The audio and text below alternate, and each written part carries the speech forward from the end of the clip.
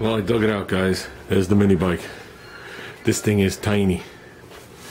I'm gonna look like a doofus with my big fat ass on this thing, but you know what? I'll look like a doofus to cruise with my son. I think when I put a seat on here, I think I'm gonna lengthen it out the back just a little bit. So I have no idea what brand this bike is. I got it with the rims and tires, which are behind me, and no motor on it. I have a 3.5 horse that I had since I was a kid I was going to throw on here. But now that we're setting this other motor up for my son, I'm going to take his 5 horse.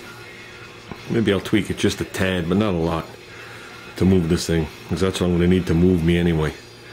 I had started stripping this thing like 8 years ago, just to see what was under there. And this thing's been painted a lot of times. I mean, the paint is so thick, it's unbelievable. But right off the bat, you can see flat black, you can see Chevy orange. Okay, there's red, there's metal flake purple, which I can't seem to, it's hard to find it anywhere, but it's like right there. So, and going back, if I'm looking at this right, it looks like the frame was originally orange or stripped down, then came the metal flake purple, then came the red, then a turquoise, then somebody primed it, and then somebody did it gloss black. So I mean, you can see it in all the areas. It looks like this part of a label still here, but then again on this side it doesn't. So from right here to right here there's a label. I want to see if I could lightly get the paint off there just to see what brand this thing is. Not that I really care. You can see the forks were originally chrome and somebody painted them black. And I know a spring goes in here at the bottom to act like a little suspension. Ooh. I know I have that on a bag somewhere as well as with the seat, but the seat's been recovered, so. These are the rims that were on it. Now, if these are right or wrong for this, I don't know. But I've seen these rims on eBay, and I think these are rut rims. I don't think they belong on this bike. I mean, the chrome part's rusty, the aluminum part's intact. Well, the tires can use a little replacement, but they're fully intact. And there's the front one. There's the back one with the sprocket. This one's got like a flat, like sawtooth tire, because it does have a scrub brake. So, and as you can see, a bit of marks on there, and the tread of this tire, they've been together for a while.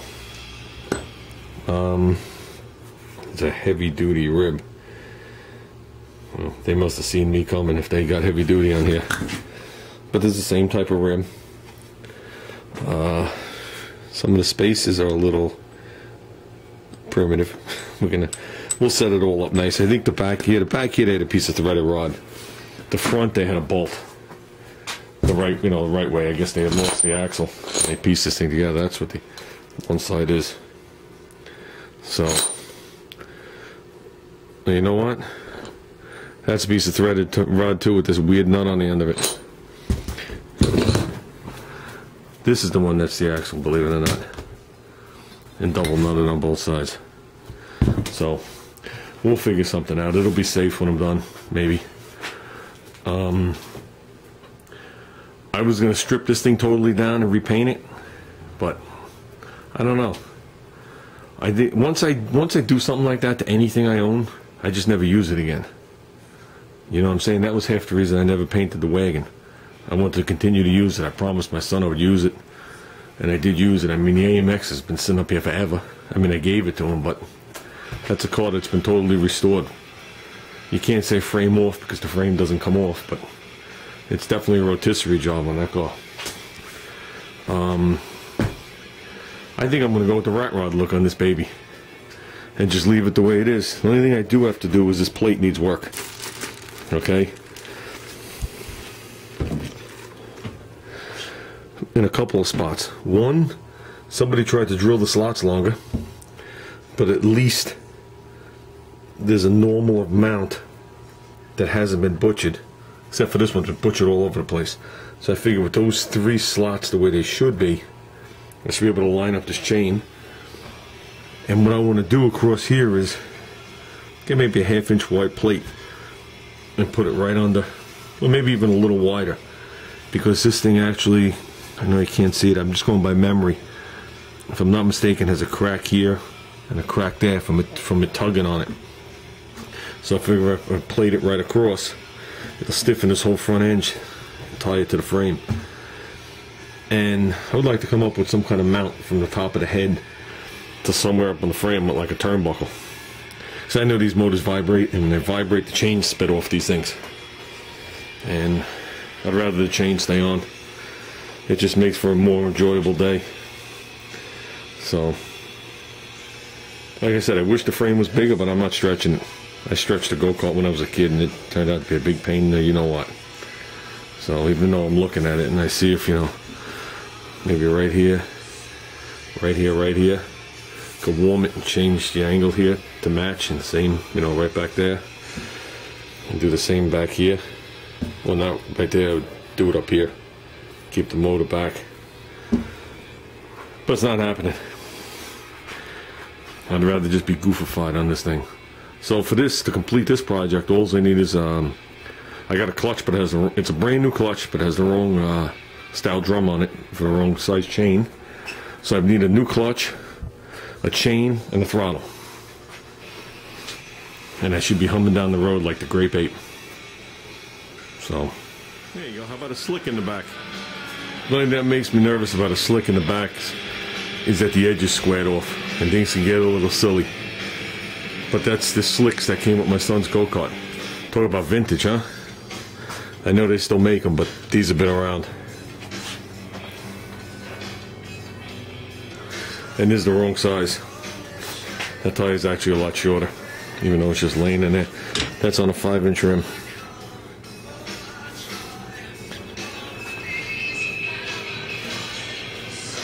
But,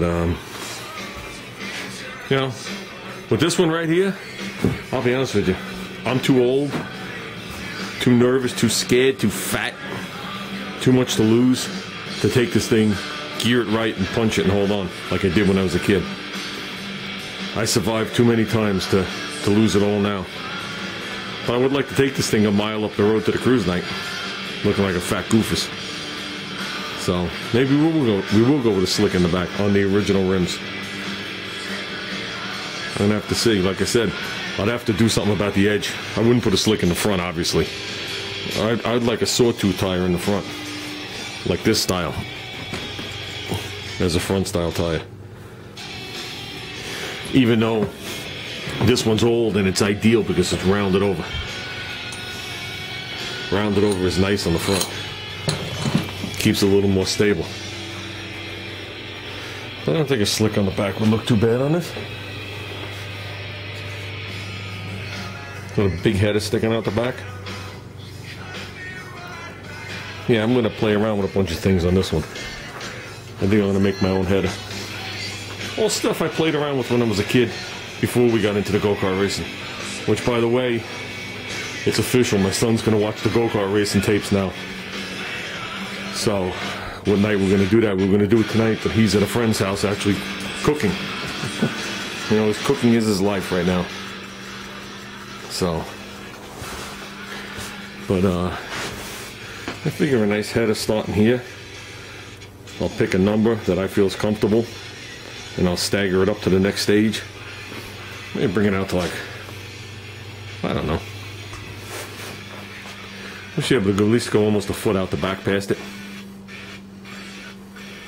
Like I said, this is for fun.